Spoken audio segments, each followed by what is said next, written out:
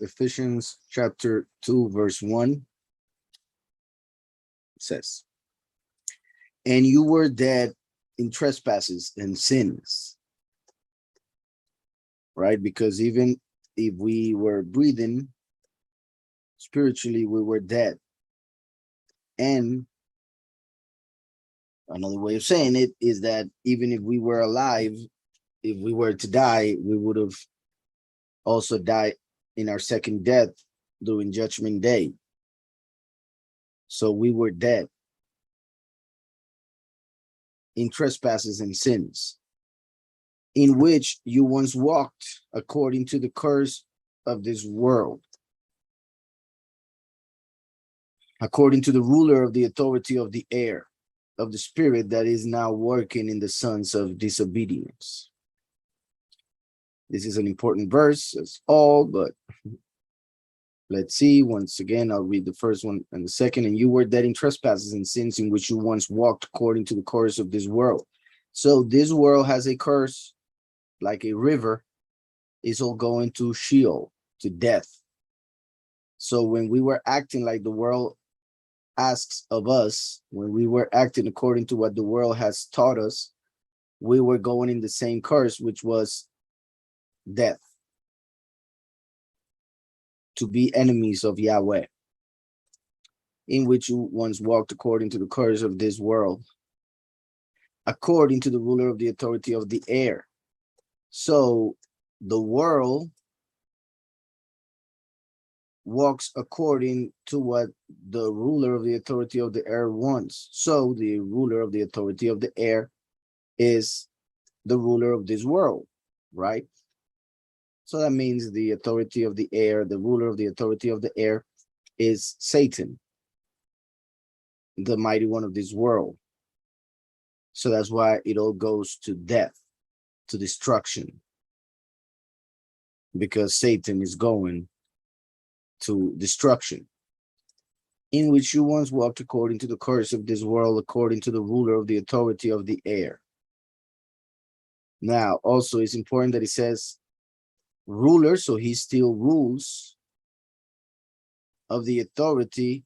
He rules the authority. Not only he has rule, he has power, but he's over authority of the air, not even earth, but air.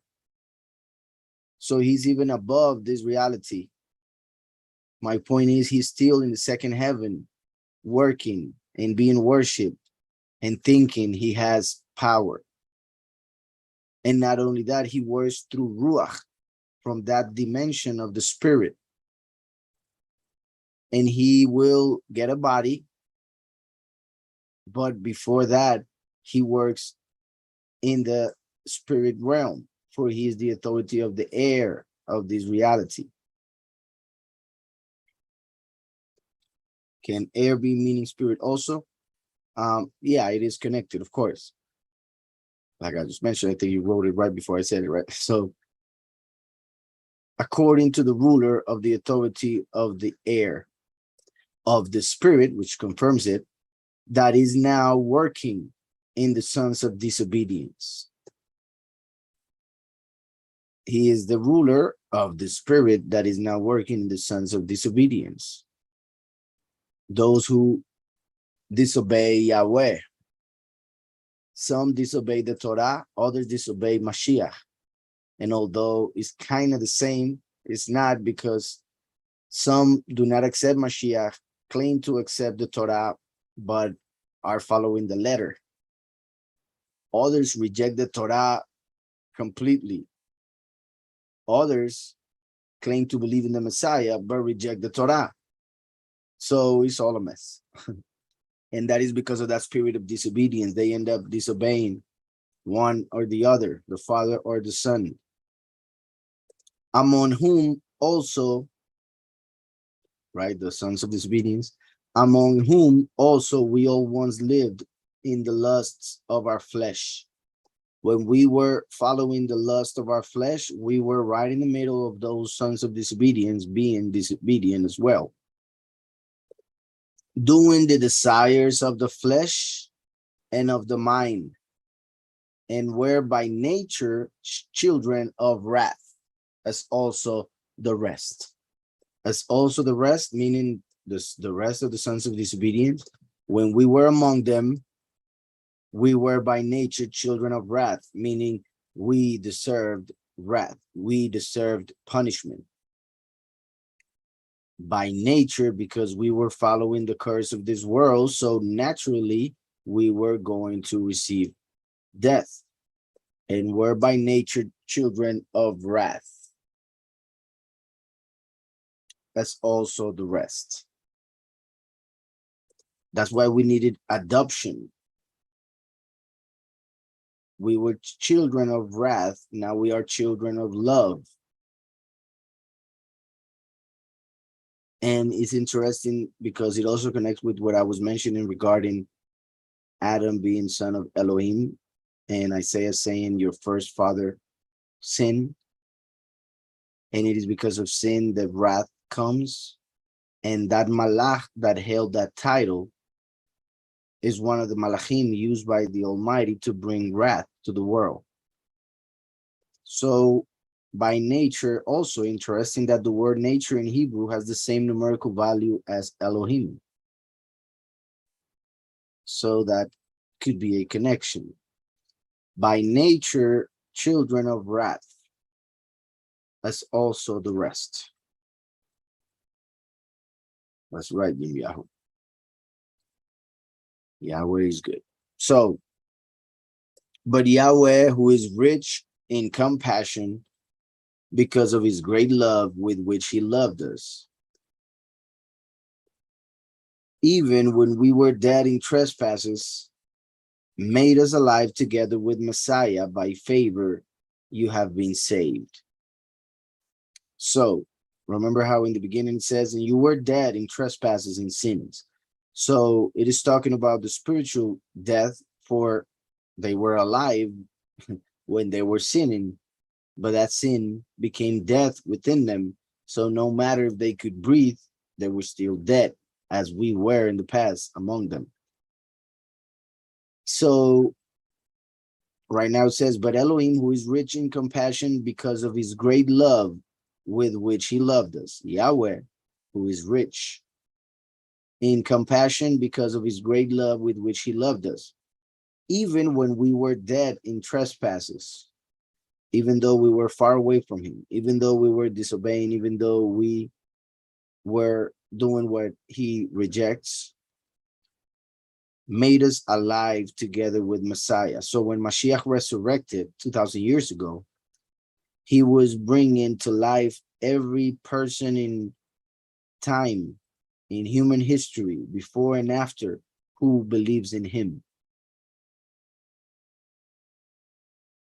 By favor, you have been saved, not by works, not because you are so great, so smart, so pretty, but because Yahweh is good. Exactly. Even when we were dead in trespasses, made us alive together with Messiah. By favor, you have been saved,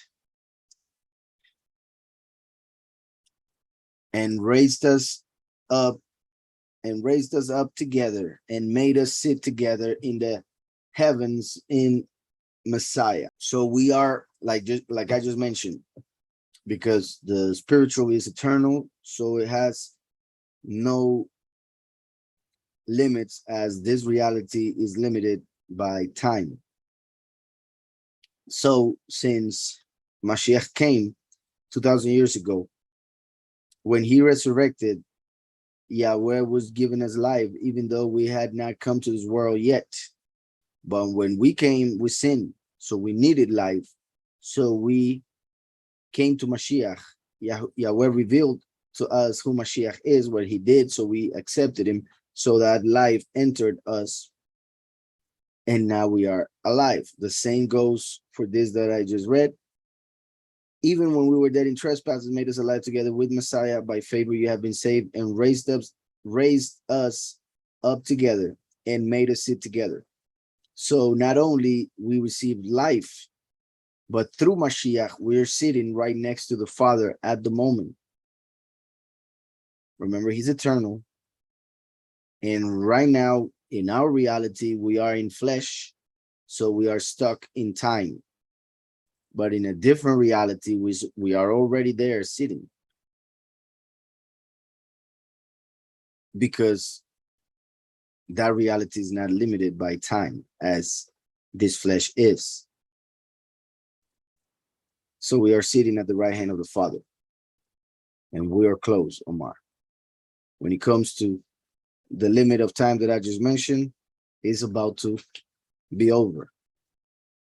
Thankfully, we're about to reach the limit of time and pass through it. So, made us sit together in the heavens in Mashiach Yahushua. So remember, if we are his body, for you to sit, you need a body. So we are sitting in the heavens at the right hand of Yahweh in Mashiach, for the congregation is his body. He gave us life, his life. So what he receives, we receive. And that's why we also get the inheritance. In order to show in the coming ages the exceeding riches of his favor in kindness toward us in Mashiach Yahushua.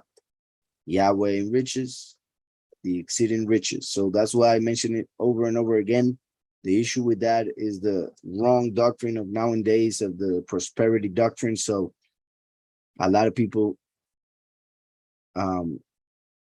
misinterpret when he talks about riches, and you can see the dollar signs in their eyes, right? So in order to show in the coming ages the exceeding riches of his favor and kindness toward us in Mashiach Yahushua. For by favor you have been saved. So he repeats it. It's important to understand it. It is not because you are anything, but because he is, you are. Because you accept, you become. Because you believe, you live. Isn't it interesting how belief leads you to be and then live? Right? In order to show in the coming ages the exceeding riches of his favor. So forever we will continue to see how huge what Mashiach did is. Because we are, once again, I repeat, stuck in time, stuck in a reality where there is darkness. We have no idea of the light we will enter and how it will grow in eternity. So in order to show in the coming ages the exceeding riches of his favor in kindness toward us in Mashiach Yahushua, for by favor you have been saved, not by works. I repeat, a favor. If you do works, you get a payment. But when you get a favor, that's a gift. When somebody does something for you without you giving anything for it, or without you even deserving it. But Yahweh is good, and he gave us a favor, the favor of favors. For by favor you have been saved through belief, and that not of yourselves. It is the gift of Yahweh. So listen to this. This is such a huge verse, because not only does the favor came from him, but also the belief. So it is through belief that we receive the favor, but we receive the belief as a favor. So he gave us the gift of belief so that through belief we may receive the favor of salvation. And it is a gift, once again, and Yahweh is willing, because he is love, to give it to anybody who may ask for it, who may want it, who may be needing it. Well, we all need it, but most don't want it because most don't understand the need of it or where to find it. even though Yahweh has been telling them all along, but because of their actions, ego, etc., they become blind, deaf, so they cannot see the gift right in front of them. For by favor you have been saved through belief, and that not of yourselves, it is the gift of Yahweh. So we cannot even boast about our belief because that itself was a gift. We cannot say, oh, I'm such a believer. I believe so much that I got the favor. That was a gift. And to get in that mindset pretty much is rejecting the favor, not understanding that it is a favor, because then you think that because of your belief, you earned it. Right? So everything is a gift. And sadly, there are people who say grace, by grace, by grace, but they claim that with their belief, they're earning the grace that they claim. That's right. Toda Yahweh is good. It is not by works, so that no one should boast, right? What I was just saying. It is not by works, so that no one should boast. In this world, everybody's looking for something to boast about. That's all they work for their entire lives. Either to boast about their career, to boast about the amount of money they have, to boast about their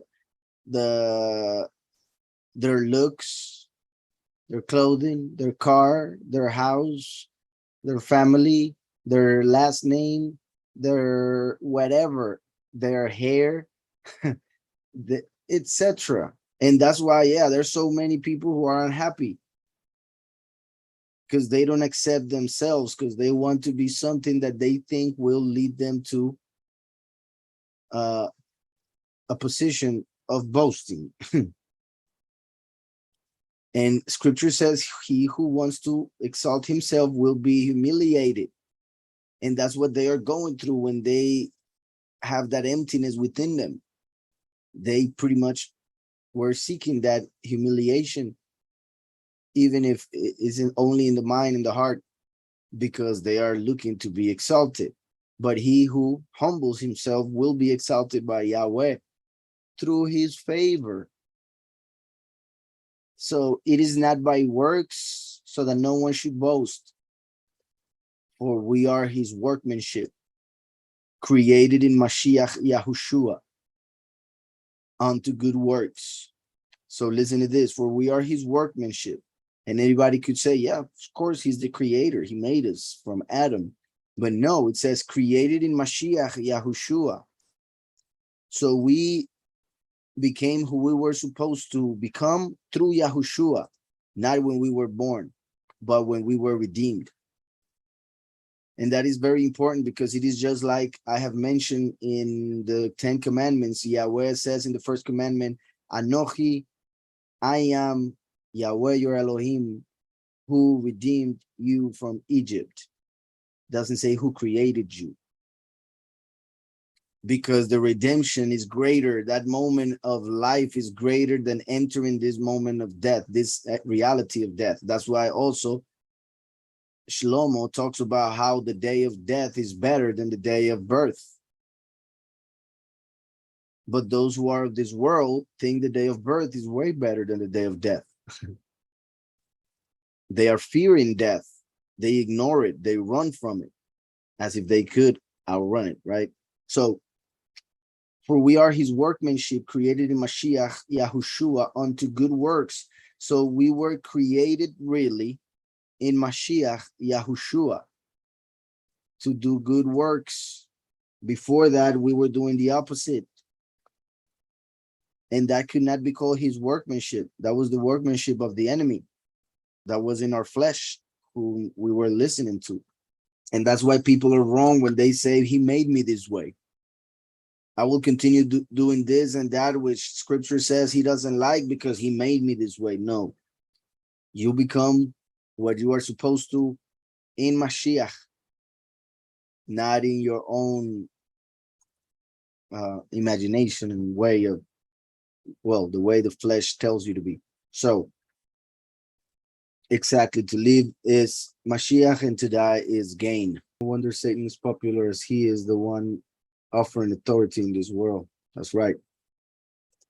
So, for we are his workmanship, created in Mashiach Yahushua unto good works, which Elohim, which Yahweh prepared beforehand that we should walk in them.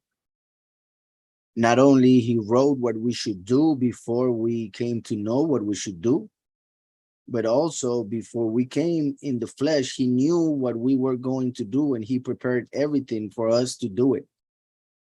He gave us Mashiach, he gave us the strength, he gave us the understanding, he gave us the body, he gave us everything that we need to do good works. Therefore, remember that you, once nations in the flesh, once goyim, right? Where he's talking to the Ephesians. Therefore, remember that you, once nations or Gentiles in the flesh, who are called the uncircumcision by what is called the circumcision made in the flesh by hands.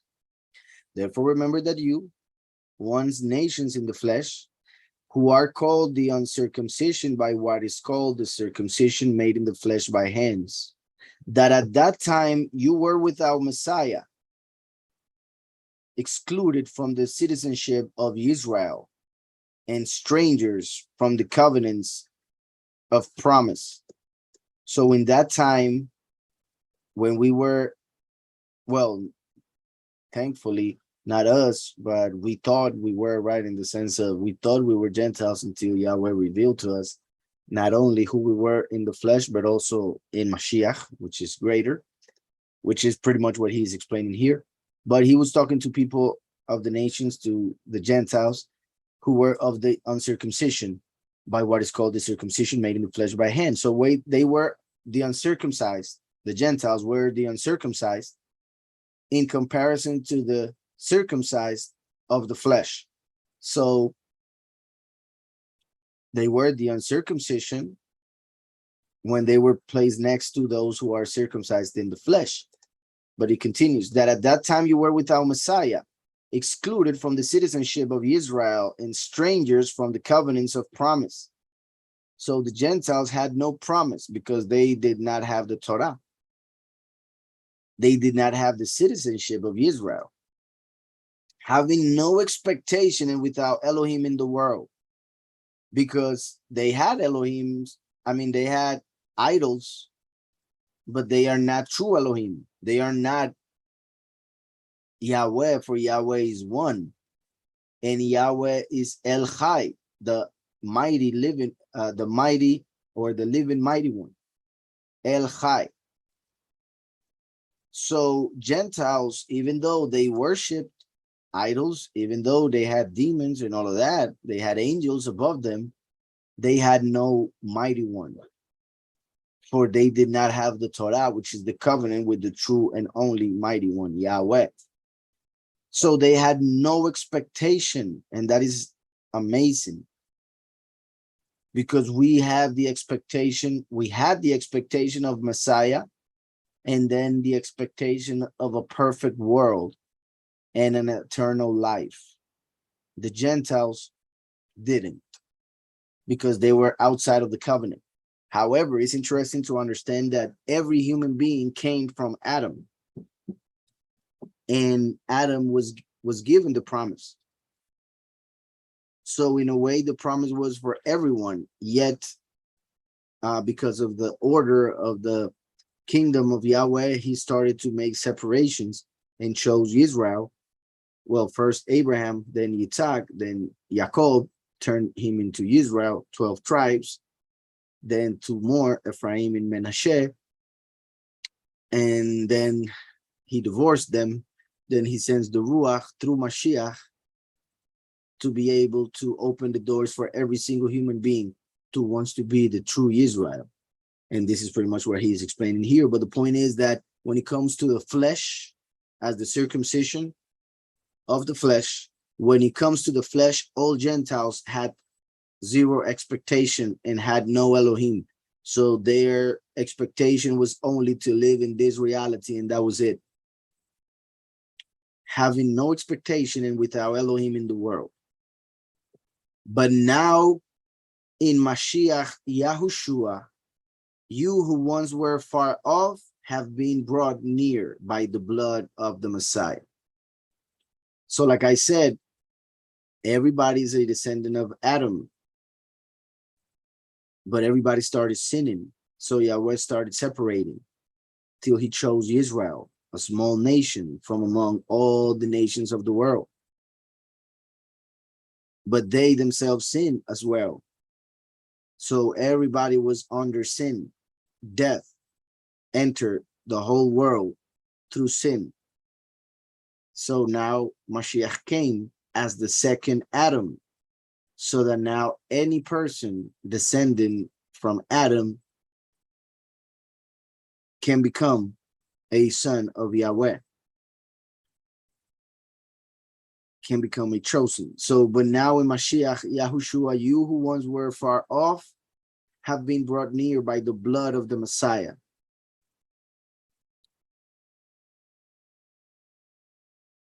For he is our shalom. For he is our shalom.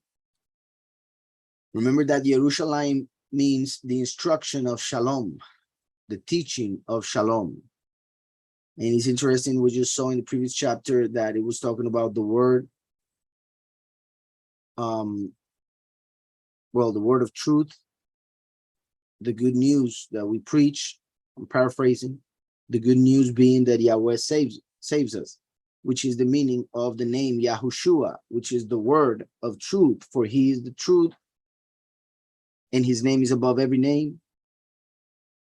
And that's why we teach of Yahushua, that is the testimony, the spirit of prophecy, the testimony of Mashiach. We teach of Yahushua. The instruction of Yahushua is pretty much Yerushalayim, the instruction of Shalom, for he is our Shalom,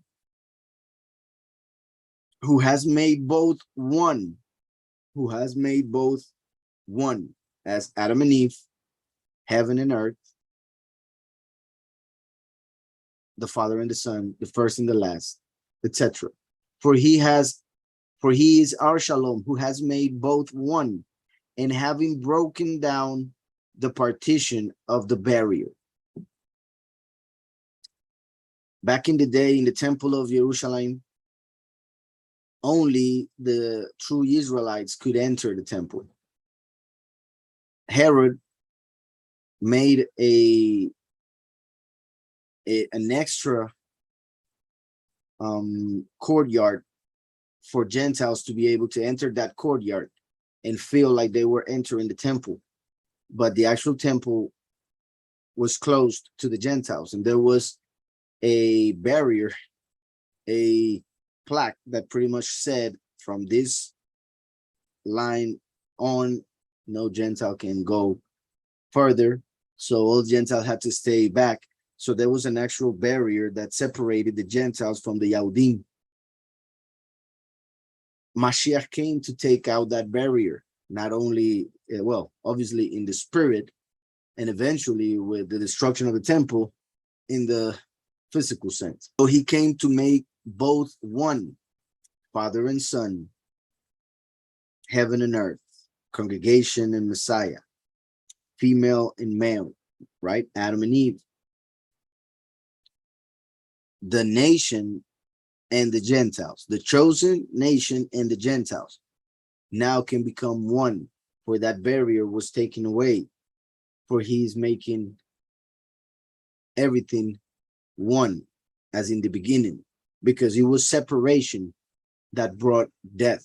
It was division that brought darkness. So through making everything one, everything will be in shalom. For he is our shalom, our peace, who has made both one, the Gentiles and the Israelites, even in Israel, because they were separated, those of the north from those of the south. Everything was divided because this reality is a reality of division. Even Mashiach himself said, do not think that I came to bring shalom. I came to bring division, a sword and a fire. So he is our shalom because he is the shalom that surpasses all understanding. He gave us forgiveness of sins so that we have shalom with Yahweh. But when we have shalom with Yahweh, all of a sudden the world hates us, and is at war with us. So that's why Yahushua said, I came to bring division, because through the shalom that I will give you, the world will hate you. Through the union with the heavens, the earth will reject you. Right? So I hope that's being understood. The reason why it says this here, and then Mashiach said, I did not come to bring peace, because he's talking about something different. The last brings the peace that everybody was expecting back in the day. But it was necessary to get first inner peace, the inner shalom that Yahushua brought. The spiritual is first, not the physical. People were expecting the physical to happen and didn't care about the spirit, which makes no sense. So, for he is our shalom, who has made both one, and having broken down the partition of the barrier, having abolished in his flesh the enmity, the separation between the Father and us because of sin. That is the enmity. It is the enemy who wants to make us sin. The enemy wants to make us enemies of the Father so that we may receive the same destiny as him, the enemy. But Mashiach came and defeated the enemy, so that through our belief in Mashiach, we may also be able to defeat the enemy. First, by receiving forgiveness, and then by having the authority and power to fight back. For we are in a spiritual fight, as we will see eventually in this book. Having abolished in his flesh the enmity, and look what it says regarding what the enmity is. The Torah of the commands in dogma. Let me go and see this other translation. So 15. Having abolished in his flesh the enmity, that is the law of commandments contained in ordinances, so as to create in himself one new man from the two. So let me read it back here. Having abolished in his flesh the enmity, the Torah of the commands in dogma. So many, and well, it is not to be surprised, depending on the translation, would get this verse to say, you see, he abolished the Torah. He said, I did not come to abolish, I came to fulfill. He came to fulfill the Torah so that we may understand what the true Torah is and not end up following the same that they did. Reason why they rejected Mashiach, because they were not following the true Torah. They were following the Torah according to the commandments given by men, a dogma. I hope that's understood, because it is something that I do mention a lot, but I think it's very necessary, because that's kind of like one of the main and most common barriers that people have in their minds. Either they go full Christian and reject Torah, or they go full Jewish and reject Mashiach, even when they claim they believe in him. They reject the point of what he did and why he did it, by trying to live by works according to the commandments in dogma. So, having abolished in his flesh the enmity, the Torah of the commands in dogma, so as to create in himself one renewed man from the two. This is interesting, because it confirms what I have mentioned many times regarding the first and the last. Through what Mashiach did, the last will be able to become one with the first, as to creating himself one renewed man from the two. And also within all of us, because we all have two parts, right? That's why we are able to talk to ourselves. We have the inclination to evil and the inclination to good. There are two parts in the heart. There are two parts in the mind. That's why there are two hemispheres in the brain as well. So there is the flesh and there is the spirit. Through Yahushua, Yahweh wanted to make one. So to give us pretty much a spiritual body that can exist in a physical reality without darkness being an issue. So having abolished in his flesh the enmity, the Torah commands in dogma, so as to create in himself one renewed man from the two, from Gentiles and Yahudim, right? Like I said, as the first and the last, as male and female, so as to create in himself one renewed man from the two, thus making shalom. And that's why also Paul said, that which I do not want to do, I do, because the flesh wants to do one thing, the spirit wants to do another thing. So that's why there's always enmity within humans. There's always a fight between the spirit and the flesh. And that brings issues, because that fight, that divisiveness within brings darkness and therefore emptiness that everybody feels, until they fill themselves with light and are able through Mashiach to connect the spirit with the flesh, and therefore live as Mashiach and Yahweh intended.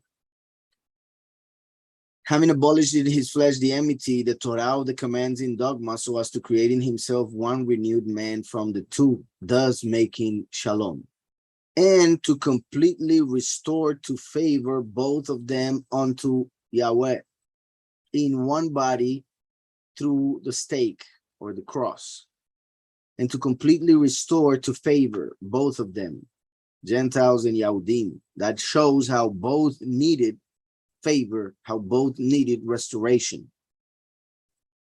And I repeat that over and over again, because it seems like a lot of people think, as they call them, that the Jewish people didn't need any restoration.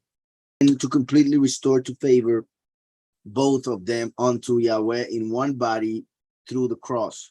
That one body being Yahushua, that one body being the congregation. Having destroyed the enmity by it. By the cross, he destroyed the enmity. Isn't it interesting that the cross is also the sign of plus, right? To add one and another, you add them with a cross. So you make one number from two numbers. You make the two one through the cross. Hopefully that's being understood. So even in mathematics, the cross is used to unite, to make two one. And what I mean by that is two numbers, like 2 plus 2 is 4, right? So that is what the cross does. Gets rid of the division, brings unity. And to completely restore to favor both of them unto Yahweh in one body through the stake, having destroyed the enmity by it. And having come, he brought as good news, shalom to you who were far off, and shalom to those near. Yahushua came to bring shalom to everybody, those who are far away and near, not only in the literal from Israel, but also in the spiritual from the law. Near and far, from knowing the commandments. Because through him, we both have access to the Father by one Ruach. One Ruach connects both the Gentiles and the Israelites. Because through him, we both have access to the Father by one Ruach. One intercessor, Mashiach. One Father, Yahweh. One Ruach that connects us as one. So look how it says him, Yahushua, the Father, and the Ruach. That's 3. Plus us, that makes 4. And that is, once again, the 4 levels of creation, the 4 interpretations, the 4 letters of the name Yahweh. Because through him, we both have access to the Father by one Ruach. So then, you are no longer strangers and foreigners, but fellow citizens of the set apart ones and members of the household of Yahweh, See how it doesn't mention anything, at least now, regarding circumcision. And he just said this, even though he also said, you who are called the uncircumcision. You who are called the uncircumcision, you are no longer strangers and foreigners, but fellow citizens of the set apart ones and members of the household of Yahweh. They are the same, because it's not about, like it said, the commands of in dogma, because he came to abolish that, as we see here.